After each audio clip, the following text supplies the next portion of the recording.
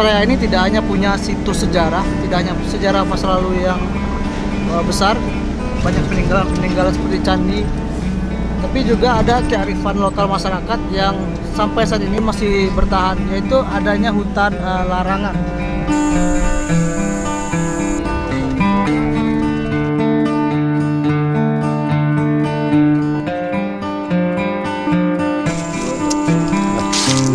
Waalaikumsalam.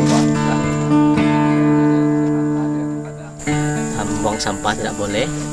Kemudian untuk etika dalam berbicara sopan, tidak boleh berbicara kotor karena hutan ini beda dengan hutan yang lainnya.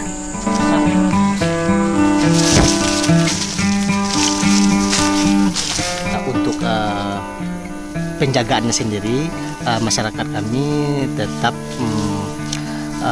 memelihara dan menjaga dengan mengingat selalu sumpah nenek moyang yang terdahulu.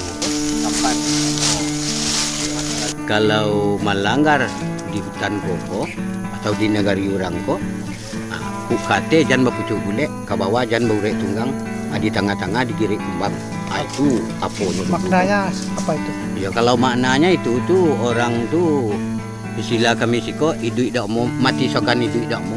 Hidupnya malarat ya orang.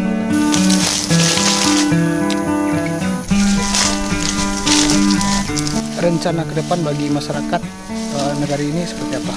Hutan edukasi, juga hutan wisatanya nanti. Jadi sekarang kami cukup penamaan pohon mulai dari bahasa kampungnya, bahasa nasional sampai bahasa biologinya.